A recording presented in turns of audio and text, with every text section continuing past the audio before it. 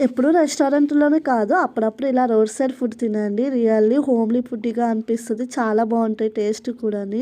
నేను last 2, 3 times కూడా నేను బయట ఇలా రోడ్ సైడ్ అయితే తిన్నాను. టేస్ట్ అయితే ఇంక అప్పుడప్పుడు ఎప్పుడైనా టైం అంటే కలిసొచ్చినప్పుడు ఇట్లా తింటా ఉంటామాట. ఏదో పని మీద మేము బయటికెళ్తే ఇంకా రిటర్న్ వచ్చేసరికి 3:30 అయింది. సరే ఇక్కడ కనిపించింది రోడ్ సైడ్. ఒకసారి ట్రై చేద్దాం అని చెప్పి ఇక్కడికొచ్చామనమాట. కుమారి ఆంటీ లాగా ఈ ఆంటీని ఫేమస్ చేద్దాం అనుకోవట్లేదు. జస్ట్ చెప్తున్నాను అంతే.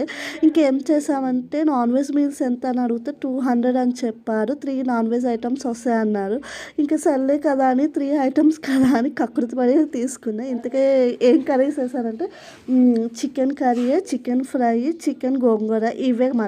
చికెన్‌తోనే 4 ఐటెంలా నాకు తెలియలేదు. ఇంక తీసుకున్నాక తప్పొద్దు ఇంక తీసుకున్నామాట. ప్లేట్‌లో అన్నీ ఉన్నాయి. ఇంకా అన్నీ ఉన్నాయంటే ఉన్నాయి. ఇంక టేస్ట్ కూడా పర్వాలేదు బానే ఉంది. మీలో ఎంతమంది ఇలా రోడ్ సైడ్ తింటారో కామెంట్ చేయండి. సరే మరి. ఇంకా ఈ వీడియో నచ్చితే లైక్ చేసి వెళ్ళండి. ఉంటా మరి. Bye bye.